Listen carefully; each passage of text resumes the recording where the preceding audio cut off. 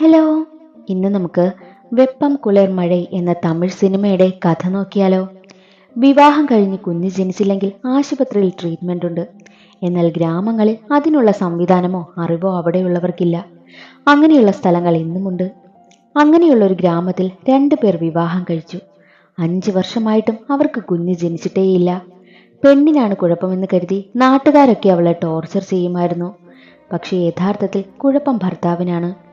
അത് മനസ്സിലാക്കിയ ഭാര്യയാണെങ്കിലോ ഭർത്താവ് അറിയാതെ ഒരു കാര്യം ചെയ്തു. അതവരെ എവിടെ കൊണ്ടെത്തിച്ചുവെന്നറിയാൻ എങ്കിൽ നമുക്ക് വേഗം സിനിമയുടെ കഥയിലേക്ക് കടക്കാം. സിനിമയുടെ തുടക്കത്തിൽ ഒരു മനോഹരമായ ഗ്രാമം കാണിക്കുന്നു. അവിടെ കന്നുകാലി വളർത്തിയാണ് അവിടെയുള്ളവരൊക്കെ ജീവിക്കുന്നതും. പശുവിനെ കാളയുള്ള വീട്ടിൽ കൊണ്ടുപോയി ഇണ ചേർക്കും. പശു പ്രസവിക്കും, ഇല്ല എങ്കിൽ അതിന് ഇഞ്ചക്ഷൻ ചെയ്യും. അതാണ് പതിവ്. അതിനുശേഷം നായകനായ പെരുമാളിനെ കാണിക്കും. പെരുമാളിന്റെ വിവാഹം നടക്കുകയാണ്. പെൺകുട്ടിയുടെ പേര് പാണ്ടി. അങ്ങനെ കല്യാണം മംഗളകരമായി നടന്നു. വിവാഹം കഴിഞ്ഞ് 5 വർഷം കഴിഞ്ഞിട്ടും അവർക്ക് കുട്ടികളില്ല. അത് നാട്ടുകാർക്കിടയിൽ വലിയ സംസാരമായി. പശുവിനൊക്കെ ഇഞ്ചക്ഷൻ കൊടുക്കുന്ന ജോലിയാണ് പെരുമാളിന്. ഒരിക്കൽ ഇഞ്ചക്ഷൻ ഇടാൻ പോവുകയായിരുന്നു പെരുമാൾ. അവൻ എത്ര ഇഞ്ചക്ഷൻ ചെയ്തിട്ടും പശു പ്രഗ്നന്റ് ആകുന്നില്ല. പശുവിന്റെ ഓണർ പറയും, നീ കാരണം നിന്റെ ഭാര്യ പോലും പ്രഗ്നന്റ് ആകുന്നില്ല, പിന്നെയാണോ നീ ഇഞ്ചക്ഷൻ ചെയ്തിട്ട് പശു എന്ന് പറയും. അത് കേട്ട് പെരുമാളിന് വല്ലാത്ത വിഷമം. 5 വർഷമായി കുത്തുവാക്കുകളെല്ലാം കേട്ടാണ് പെരുമാളും ഭാര്യയും ജീവിക്കുന്നതും. പാണ്ടി കുട്ടികൾക്ക് ട്യൂഷനൊക്കെ എടുക്കുന്നുണ്ട്. വീട്ടിലെത്തിയ പാണ്ടിയെ പെരുമാളിന്റെ അമ്മ കുട്ടികളുണ്ടാകാത്ത കാര്യം പറഞ്ഞ് ഒരുപാട് കുത്തി സംസാരിക്കും. കൂടെ പെരുമാളിന്റെ മാമന്റെ ഭാര്യയും ഒക്കെയുണ്ട്. പാണ്ടിയെ ഡിവോഴ്സ് ചെയ്താൽ എന്റെ മകളെ കൊണ്ട് കെട്ടിക്കാമെന്ന് മാമി പറയും. ആ കുട്ടിക്കാണെങ്കിലോ ആകെ 15 വയസ്സായതേയുള്ളൂ. അമ്മായിയമ്മയുമായി എന്നും പാണ്ടി വഴക്കാണ്. കാര്യം അമ്മായിയമ്മ അവളെ വല്ലാതെ ടോർച്ചർ ചെയ്യും. അവരുടെ നാട്ടിൽ ഒരു നഴ്സുണ്ട്. അവരാണെങ്കിലോ ഓരോ ഐഡിയയും അവൾക്ക് പറഞ്ഞു കൊടുക്കും. പീരീഡ്സ് കഴിഞ്ഞ് 15 ദിവസത്തിന് ശേഷം റിലേഷൻഷിപ്പിൽ ഏർപ്പെട്ടാൽ കുട്ടികളുണ്ടാകാൻ സാധ്യത കൂടുതലാണെന്ന് നഴ്സ് പറഞ്ഞു. അക്കാര്യം അവൾ പെരുമാളിനോട് പറയും. കൂടാതെ അമ്മായിയമ്മയുമായി വഴക്കു കൂടിയ കാര്യവും അവൾ പരാതി പറയുകയാണ്. ഇനി 4 ദിവസം കൂടിയുണ്ട് ആ പറഞ്ഞ ഡേറ്റ് ആകാനെന്നും അവൾ പറയും. പാണ്ടിക്കാണെങ്കിലോ വീട്ടിൽ പോകേണ്ട ആവശ്യമുണ്ടായിരുന്നു. അവൾ അത് പറയാൻ വിളിക്കുമ്പോഴോ അമ്മായിയമ്മയാണെങ്കിലോ മകനെ കടയിലേക്ക് പറഞ്ഞുവിടും. ആയതിനാൽ പാണ്ടി പെരുമാളിനോട് പറയാതെ വീട്ടിലേക്കും പോയി. പറയാതെ വന്നതിന് അമ്മ അവളെ ഒരുപാട് വഴക്ക് പറഞ്ഞു. വീട്ടിൽ അവൾ അനുഭവിക്കുന്നതെല്ലാം അമ്മയോട് അവൾ തുറന്നു പറയുകയാണ്. എന്തായാലും പെരുമാൾ നിന്നെ നന്നായി നോക്കുന്നില്ലേ, അത് മതിയല്ലോ എന്ന് അമ്മ അവളെ സമാധാനിപ്പിക്കും. ദിവസങ്ങൾ കടന്നുപോകെ കുട്ടികൾ ഉണ്ടാകാനായി ഓരോരുത്തർ പറയുന്ന ഐഡിയകളൊക്കെ അവർ ട്രൈ ചെയ്യും. പക്ഷെ ഒന്നും നടക്കുന്നില്ല. അങ്ങനെ ഇരിക്കെ ഗ്രാമത്തിൽ ഒരു മീറ്റിംഗ് നടക്കുകയാണ്. അതിൽ പെരുമാളും ഗാന്ധി എന്നൊരാളും തമ്മിൽ വഴക്കായി. ഗാന്ധി പെരുമാളിന്റെ പേഴ്സണൽ ലൈഫിനെ പറ്റിയൊക്കെ മീറ്റിംഗിൽ പറഞ്ഞു. ദേഷ്യം വന്ന പെരുമാൾ ഗാന്ധിയെ തല്ലി. അങ്ങനെ ഇരിക്കെ നഴ്സ് പറഞ്ഞ ദിവസം എത്തി. അന്നേ ദിവസം അവർ തമ്മിൽ ചെറിയ പിണക്കമായിരുന്നു. ആയതിനാൽ റിലേഷൻഷിപ്പിൽ ഏർപ്പെടാനായും പറ്റിയില്ല. പാണ്ടിയുമായി വഴക്കിട്ട് പെരുമാളാണെങ്കിലോ നീ ഇല്ലെങ്കിൽ എനിക്ക് വേറെ കിട്ടുമെന്നൊക്കെ ചുമ്മാ തമാശയ്ക്ക് പറയും. പുറത്തെന്തോ പ്രശ്നം നടന്ന് പോയി നോക്കാനായി അതേസമയം അമ്മ വന്ന് പറയുകയാണ്. അങ്ങനെ പെരുമാൾ പുറത്തേക്ക് പോവുകയാണ്. അവിടെ വെച്ച് കുറച്ചുപേർ അവനെ തല്ലി. ആരെന്നറിയില്ല. പെരുമാൾ റൂമിലെത്തിയപ്പോഴോ പാണ്ടി അത് കണ്ടുപിടിച്ചു. ഗാന്ധിയാണ് തല്ലിയതെന്ന് അവനറിയാം. വീണ്ടും ആ പ്രശ്നം മുന്നോട്ട് കൊണ്ടുപോയാൽ വലിയ വലിയ പ്രശ്നമാകുമെന്ന് അവനറിയാം. ആയതിനാൽ അവൻ തല്ലി, അതുകൊണ്ട് തിരിച്ച് ഗാന്ധിയും തല്ലി, അവിടെ തീർന്നുവെന്നവൻ പറയും. അടുത്ത ദിവസമാണെങ്കിലോ പെരുമാളിന്റെ അമ്മ അക്കാര്യം അറിഞ്ഞു. ഗാന്ധിയുടെ വീട്ടിലെത്തി വല്ലാത്ത പ്രശ്നമുണ്ടാക്കുകയാണ്. പെരുമാൾ അമ്മയെ വീട്ടിലേക്ക് കൂട്ടിക്കൊണ്ടും പോയി. വീട്ടിലെത്തിയ അമ്മായിയമ്മ നേരെ പാണ്ടിയെ കുട്ടികളുണ്ടാകാത്ത കാര്യം പറഞ്ഞ് കുറ്റം പറഞ്ഞ് വഴക്ക് പറയാനായി തുടങ്ങും. ദേഷ്യം വന്ന പാണ്ടി വീട്ടിൽ നിന്നും ഇറങ്ങിപ്പോകാനായി ശ്രമിക്കുമ്പോഴോ ആ 15 വയസ്സുള്ള പെൺകുട്ടി പറയും, പോണെങ്കിൽ പോട്ടെ, ഞാൻ മാമനെ കെട്ടി കുഞ്ഞിനെ പ്രസവിച്ച് തരാമെന്ന് പറയും. അത് കേട്ട് ദേഷ്യം വന്ന പാണ്ടി അവൾക്കിട്ട് 2 അടി കൊടുക്കും. നിനക്കാകെ 15 വയസ്സായതല്ലേ ഉള്ളൂ എന്ന് ചോദിച്ചായിരുന്നു തല്ലിയതും. കരഞ്ഞുകൊണ്ടിരുന്ന പെൺകുട്ടിയോട് നിനക്കിത് ആവശ്യമായിരുന്നോ, നിന്റെ പ്രായത്തിന് ഈ സംസാരം ശരിയല്ല എന്ന് അമ്മായിയമ്മ പറയും. സത്യത്തിലെ അമ്മായിയമ്മ പാണ്ടിയെ ദേഷ്യം പിടിപ്പിക്കാനായിട്ട് ഓരോന്ന് പറയുന്നതൊക്കെയാണ്. അങ്ങനെ ഇരിക്കെ പെരുമാളിനോട് ഹോസ്പിറ്റലിൽ പോയാൽ നല്ല ട്രീറ്റ്മെന്റ് ഒക്കെ കിട്ടും, നിങ്ങൾക്ക് കുട്ടികളുണ്ടാകുമെന്നും ഒരു പയ്യൻ പറയുമ്പോൾ ഞാൻ എന്ത് ചെയ്യാനാ, പാണ്ടിക്കാണ് ഹോസ്പിറ്റലിൽ പോകാൻ പേടിയെന്ന് പെരുമാൾ പറയും. സത്യത്തിൽ ഈ പെരുമാളിനാണ് പേടി.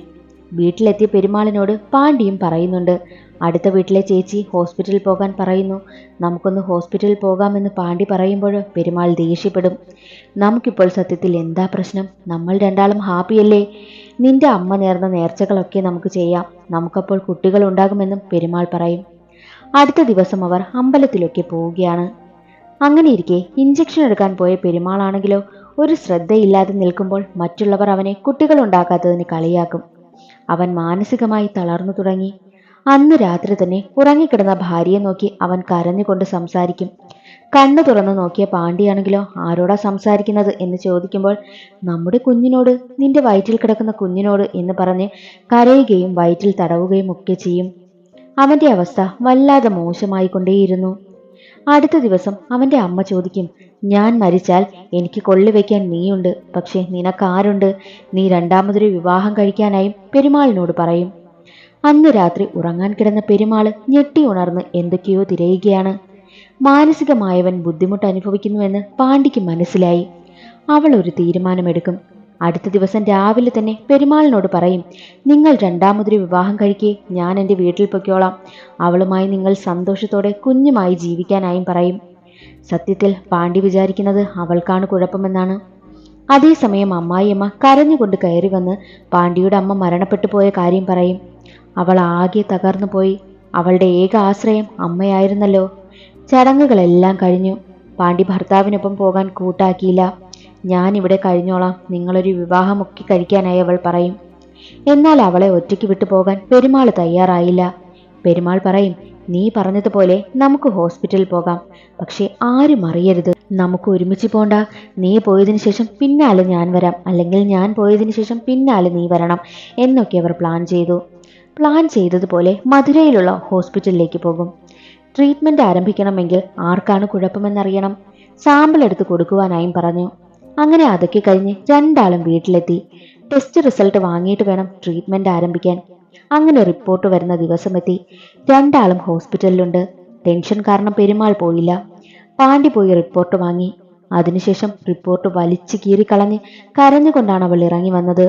അത് കണ്ട പെരുമാളാണെങ്കിലും എന്താ കാര്യം, നമുക്ക് കുഞ്ഞുങ്ങൾ ഉണ്ടാകില്ലേ എന്ന് ചോദിക്കുമ്പോൾ ഉണ്ടാകുമെന്നവൾ കരഞ്ഞുകൊണ്ട് പറയും. പെരുമാളിന് സന്തോഷമാകും. യഥാർത്ഥത്തിൽ ടെസ്റ്റ് റിസൾട്ടിൽ പെരുമാളിന് കുട്ടികൾ ജനിക്കില്ല എന്നായിരുന്നു.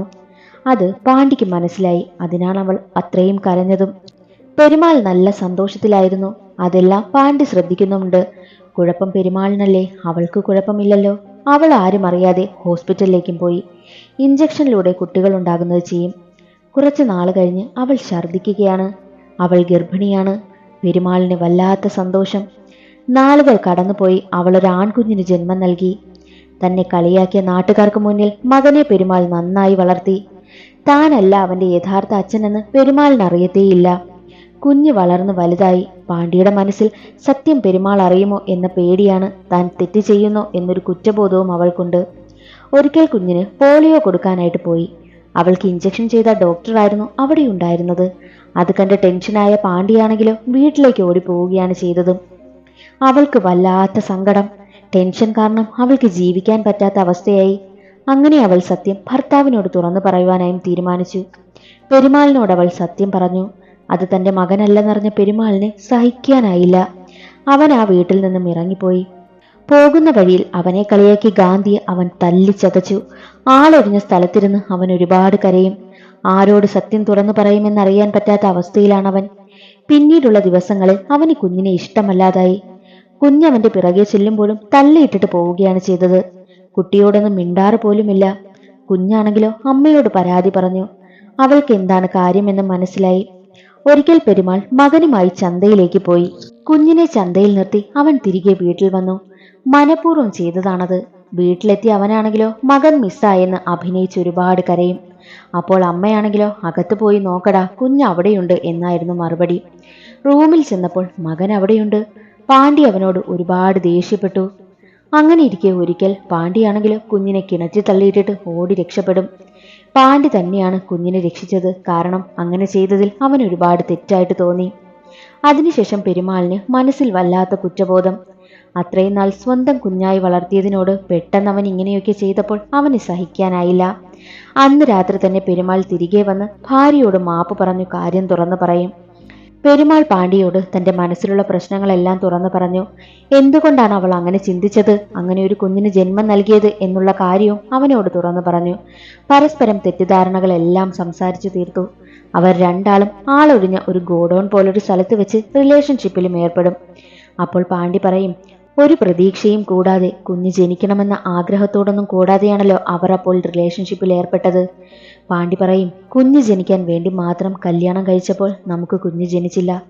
സന്തോഷത്തിനു വേണ്ടി വിവാഹം കഴിച്ചിരുന്നെങ്കിൽ നമുക്ക് കുഞ്ഞ് ജനിക്കുമായിരുന്നു എന്നവൾ പറയും.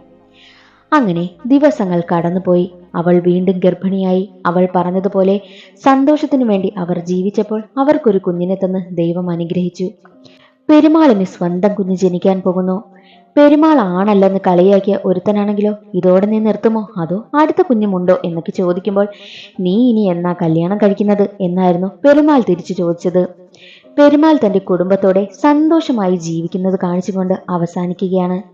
വിവാഹം എന്നത് കുട്ടികളെ ജനിപ്പിക്കാൻ വേണ്ടി മാത്രമുള്ളതല്ല. രണ്ടുപേർക്കിടയിലുണ്ടാകുന്ന സ്നേഹം, സൗഹൃദം എല്ലാമാണ് വിവാഹം. ഒരാൾ മറ്റൊരാൾക്ക് തുണയാകുമ്പോഴാണ് അതൊരു ഹെൽത്തിയായ റിലേഷൻഷിപ്പായി മാറുന്നത്. അതോടുകൂടി ഈ വീഡിയോ ഇവിടെ അവസാനിക്കുകയാണ്. ഇന്നത്തെ വീഡിയോ എല്ലാവർക്കും ഇഷ്ടമായെന്ന് കരുതുന്നു. ഇഷ്ടമായാൽ ഒന്ന് ലൈക്ക് ചെയ്ത് സപ്പോർട്ട് ചെയ്യാനും ചാനൽ ഇഷ്ടമായാൽ സബ്സ്ക്രൈബ് ചെയ്യാനും മറക്കരുതേ.